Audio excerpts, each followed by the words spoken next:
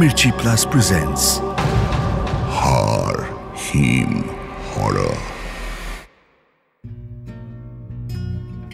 ঋষি তাজপুরে ঘুরতে এসেছে। প্রথমে যেই প্ল্যানটা করা হয়েছিল তাতে ঋষি ছাড়া ওর আরও 5 জন বন্ধুর ওর সঙ্গে যাওয়ার কথা ছিল। একে একে কাজের দোহাই দেখিয়ে সবাই ডুব মেরে দিল। ঋষিও ভেবেছিল যে একা তাজপুর গিয়ে কোনো লাভ নেই, তবে পরে মত পাল্টে একা যাবে এটাই স্থির করল। একেই এই কলকাতা শহর ছেড়ে বেরোনোর সুযোগ খুব কমই পাওয়া যায়। শহর ছেড়ে পালানোর এরকম একটা লোভনীয় সুযোগ ঋষি ছাড়তে চায়নি। দুদিনের জামা কাপড় গুছিয়ে ঋষি পৌঁছে গেল এসপ্লেনেডের বাস স্ট্যান্ডে। 8 ঘন্টায় দীঘা যাওয়ার বাস ছাড়বে। দীঘা থেকে তাজপুর যাওয়ার গাড়ি আগে থেকেই ঠিক করা আছে। একটু ভালো মন্দ খাওয়া দাওয়া, সমুদ্রে স্নান, বিশ্রাম, এই হলো ট্রিপের প্ল্যান। বাসে উঠেই ঋষি ঘুমিয়ে পড়ল। যখন ঘুম ভাঙল তখন বাস কোলাঘাট পেরিয়ে আরো অনেকটা রাস্তা চলে গেছে। এবার ঋষি উইন্ডো সিটে বসে থাকা সহযাত্রীকে লক্ষ্য করল। লোকটা সম্ভবত সাধু। তার মাথায় মোটা হলুদ রঙের পাগড়ি, গলায় আর হাতে রুদ্রাক্ষ, আর পরনে গেরুয়া রঙের আলখাল্লা। ঋষি অকারণেই লোকটার দিকে তাকিয়েছিল। সেটা হয়তো লোকটা বুঝতে পেরে এবার ঋষির দিকে তাকিয়ে হাসল। ঋষিও আর উপায় না দেখে ভদ্রতা করে পাল্টা হাসল। এবার সাধু বাবা ঋষিকে প্রশ্ন করলেন, আপনি কতদূর যাচ্ছেন? দীঘা, ওখান থেকে গাড়ি করে তাজপুর। আপনি একা না সঙ্গে আরো লোকজন আছে? আমি তো একাই যাচ্ছি ঘুরতে। কিছু মনে না করলে আমি আপনাকে একটা কথা জিজ্ঞেস করব? হ্যাঁ হ্যাঁ, নিশ্চয়ই, বলুন না। আপনি কি বিবাহিত? না, আর বিয়ে করার আমার বিশেষ ইচ্ছেও নেই। বুঝলাম। এরপর আর সাধু বাবা ঋষিকে কিছু বললেন না। ঋষি এদিকে মনে মনে ভাবল, আর এর সঙ্গে বেশি কথা বাড়াবো না। এখন বিয়ের কথা জিজ্ঞেস করছে, এর পরের কথায় কুষ্টি হাজির করতে বলবে। তার থেকে বরং আরেক রাউন্ড ঘুম দেওয়ার চেষ্টা করি। ঋষি সবে আরেকবার চোখ বন্ধ করেছে, এমন সময় সাধু বাবা আবার প্রশ্ন করলেন, আপনি সমুদ্রে স্নান করতে ভালোবাসেন? ঋষি এই শুনে উত্তর দিল, হ্যাঁ, খুবই ভালোবাসি। কেন বলুন তো, কোনো অসুবিধা আছে? না, ঠিক অসুবিধে নেই। আচ্ছা, আপনি নেশা করেন? এই আলটপকা প্রশ্নটা শুনে ঋষি এবার একটু হতভম্ব হয়ে গেল। আর এই প্রশ্ন শুনে যে ঋষি অবাক হয়েছে সেটা সাধু বাবা বুঝতে পেরে একবার হাসলেন। তারপর ঋষিকে বললেন, আপনি আমায় পাগল ভাবছেন, তাই না? পাগল ভাবছি না, তবে আপনার প্রশ্নটা একটু অদ্ভুত। হ্যাঁ, সেটা সত্যি, কিন্তু কারণ ছাড়া আমি এই কথা জিজ্ঞেস করছি না। হ্যাঁ, ওই টুকটাক চলে, অল্প বিস্তর, যেরম। আচ্ছা, পরশু দিন কি পূর্ণিমা? আমি ঠিক বলতে পারবো না। এরপর সাধু বাবা কয়েক সেকেন্ড হাতের কর গুনে কি যেন একটা হিসেব করলেন। তারপর বললেন, আমি ঠিকই ভেবেছি, পরশু পূর্ণিমা। ঋষি এবার জিজ্ঞেস করল, তাতে কি হয়েছে? আচ্ছা, আপনার হোটেলটা কি একেবারে সমুদ্রের গায়ে? আগে হ্যাঁ, হোটেলের পেছন দিক থেকে বেরিয়ে সরাসরি সি বিচে চলে যাওয়া যায়। আপনি শহুরে মানুষ, আমি জানি আপনারা আমাদেরকে তেমন ভালো চোখে দেখেন না, কিন্তু তাও আমি আপনাকে একটা উপদেশ দেব। উপদেশ? কি উপদেশ শুনি? পরশুদিন আপনি রাত্রিবেলা হোটেল থেকে বেরিয়ে সমুদ্রের সামনে যাবেন না। আমি জানি আপনার পূর্ণিমার আলোর নিচে বসে থাকতে ইচ্ছে করবে, কিন্তু আপনাকে আমি অনুরোধ করছি, সমুদ্র আপনাকে কাছে টানবার চেষ্টা করলেও আপনি যাবেন না। ঋষি এই কথা শুনে হাঁ করে সাধু বাবার দিকে তাকিয়ে থাকল। সাধু বাবা অচিরেই বুঝতে পারলেন যে তাঁর বলা কথা এই ছেলের একেবারেই বোধগম্য হয়নি। সাধু বাবা আবার বললেন, সময় থাকলে আপনাকে সবটা খুলে বলতাম, কিন্তু আমি সামনেই কানাই দিঘিতে নামব। আমাকে এবার উঠতে হবে। এই বিষয়ে যদি আরেকটু জানার ইচ্ছে থাকে তাহলে এই নামটা মনে রাখুন, রেশমি। ঋষি এই কথার উত্তর দেওয়ার আগেই সাধু বাবা উঠে বাসের দরজার সামনে পৌঁছে গেলেন। মিনিট 5 পর তিনি নিজের স্টপেজে নেমে গেলেন।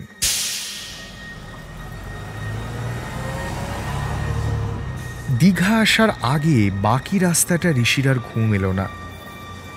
তার মাথার মধ্যে সাধু বাবার বলে যাওয়া কথাগুলো ক্রমাগত ঘুরপাক খাচ্ছে। কে রেশমি? আর এই সাধু খামোখা আমাকে এসব আজগুবি কথা বলতে গেল কেন? আর এই সবের সঙ্গে পূর্ণিমার চাঁদের সম্পর্কটা কি? যখন বাসটা দীঘা পৌঁছল তখন ঋষির হাত ঘড়িতে সন্ধে 6:30 বাজে। যেই ঋষি গাড়িতে উঠে তাজপুরের দিকে যেতে শুরু করল, ওই সাধু বাবার কথাগুলো তার মন থেকে মুছে গেল। পরের দিনটা ঋষির বেশ আরামে কাটল। সকালে দেরি করে উঠে সে সমুদ্রে অনেক সময় নিয়ে স্নান করল। তারপর 2টো ডাব কিনে আয়েশ করে বালিতে বসে খেল। হোটেলে ফিরে গিয়ে পমফ্রেট মাছের ঝাল আর ভাত অর্ডার দিল। তারপর যে ঘুম তাকে বশ করল, তার থেকে নিস্তার পাওয়া মোটেই সহজ নয়।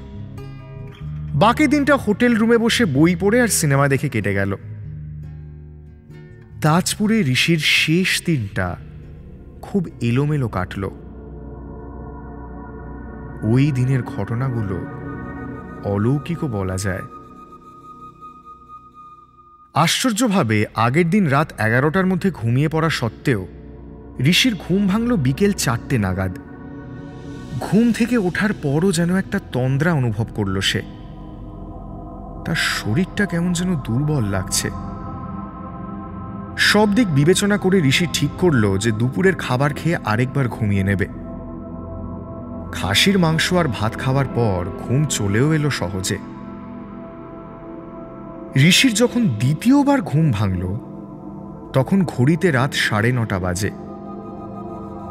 ঋষির নিজের ওপর বেশ রাগ হলো। ট্রিপের শেষ দিনটা সে পড়ে পড়ে ঘুমিয়েই কাটিয়ে দিল। কালকেই দুপুরের বাসে কলকাতা ফেরত যেতে হবে। সমুদ্রের আমেজটা অনুভব করার জন্য তার কাছে এই রাতের সময়টাই আছে। গতকাল সে 2টো বিয়ার কিনেছিল, হোটেলের রান্নাঘরের ফ্রিজে রাখা। ওই 2টো ব্যাগে পুড়ে সে সমুদ্রের দিকে হাঁটতে শুরু করল। আজকে পূর্ণিমা, চাঁদের আলোয় ঝলমল করছে, ভেসে যাচ্ছে সমুদ্র। হোটেল থেকে হাঁটতে হাঁটতে ঋষি অনেক দূর চলে এলো। তারপর ঢেউয়ের কাছে বালির মধ্যে একটা জায়গা দেখে বসে পড়ল। আর কেউ তার ত্রিসীমানায় নেই, সব শুনশান।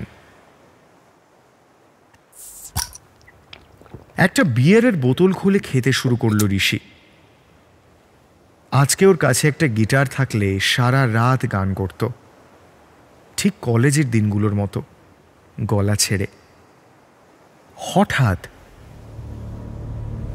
ঋষির চোখ সমুদ্রের দিকে গেল, কিন্তু সে যা দেখল সেটা তার একবারে বিশ্বাস হলো না। ঢেউগুলো যেখানে ভাঙছে সেখানে কি একজন মহিলা দাঁড়িয়ে আছে? এটা যে ঋষির মনের ভুল না, সেটা সে বুঝতে পারল যখন সেই একই মহিলা আস্তে আস্তে তার কাছে আসতে শুরু করল। কখন যে এই মহিলা একেবারে ঋষির সামনে চলে এসেছে সেটাও ধরতেই পারেনি। মহিলাকে অপরূপ সুন্দরী দেখতে, তার পরনে হলুদ সালোয়ার কামিজ। ঋষি অনেকক্ষণ এই মহিলার দিকে বোকার মতো তাকিয়ে রইল। এরপর মহিলা নিজে থেকেই জিজ্ঞেস করলেন, আমি কি এখানে আপনার পাশে একটু বসতে পারি? ঋষি সঙ্গে সঙ্গে জবাব দিল, হ্যাঁ হ্যাঁ, নিশ্চয়ই নিশ্চয়ই, বসুন না প্লিজ। মহিলা ঋষির একেবারে গা ঘেঁষে বসল। সত্যি কথা বলতে কি, ঋষির ব্যাপারটা মন্দ লাগলো না। এবার মহিলা প্রশ্ন করলেন, আপনার বাড়ি কোথায়? ঋষি উত্তর দিল, কলকাতায়, এখানে এমনি বেড়াতে এসেছি। আপনি কোথায় থাকেন? আমার বাড়ি হাওড়ায়, আমিও বেড়াতেই এসেছি। আচ্ছা, আপনি এত রাতে একা মাঝ সমুদ্রে কি করছিলেন? পূর্ণিমার আলোয় সমুদ্র ভারী সুন্দর লাগে আমার, তাই একটু জলের কাছে গেছিলাম। আমার গান করতে ইচ্ছে করে, কবিতা লিখতে ইচ্ছে করে। এই আমারও, জানেন। এভাবে দুজনের বেশ ভালোই আলাপ জমে গেল, আর প্রতি মুহূর্তে যেন দুজনের মধ্যে ঘনিষ্ঠতা বাড়তেই থাকলো। একটা সময় মহিলা ঋষির হাতে হাত রাখলেন। ঋষি মনে মনে ভাবল, এই আকস্মিক আলাপটা বোধহয় এবার রোমাঞ্চকর একটা মুহূর্তের দিকে মোড় নিচ্ছে। এবার মহিলা ঋষিকে জিজ্ঞেস করলেন, আপনি কি বিবাহিত? ঋষি তৎক্ষণাৎ এই প্রশ্নের উত্তরে না বলতে যাচ্ছিল। হঠাৎ ঋষির ওই সাধু বাবা আর তার বলে যাওয়া কথাগুলো মনে পড়ল। ঋষি মহিলাকে মিথ্যে কথা বলল, হ্যাঁ, আমার তো এই 2 বছর হলো বিয়ে হয়েছে। মহিলা এই শুনে ঋষির দিকে তাকিয়ে অদ্ভুতভাবে হাসলেন, তারপর বললেন, হ্যাঁ, এটা শুনে আমার একটু কষ্টই হলো। আপনি খুব ইন্টারেস্টিং একজন পুরুষ। আপনার বিয়ে না হলে আমি নির্ঘাত আপনার সঙ্গে প্রেম করতে চাইতাম। এই কথা শুনে ঋষি এবার মহিলার থেকে একটু দূরে সরে এলো।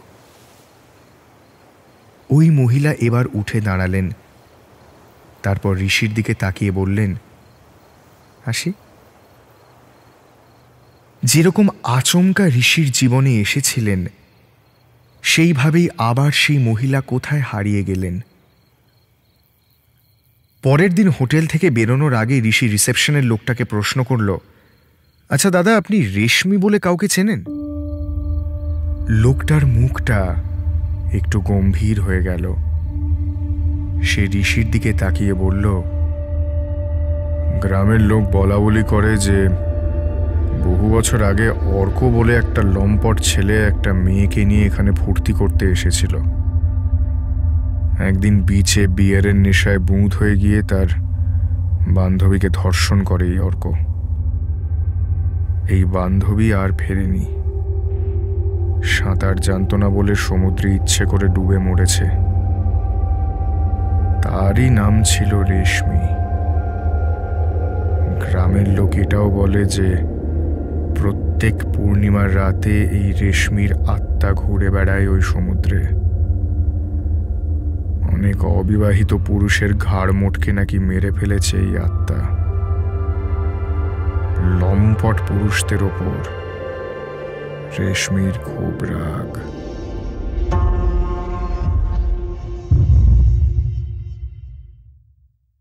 হাড় হিম হরর আপনারা শুনতে পারেন এক্সক্লুসিভলি মির্চি বাংলার ইউটিউব চ্যানেল এবং গানা অ্যাপে।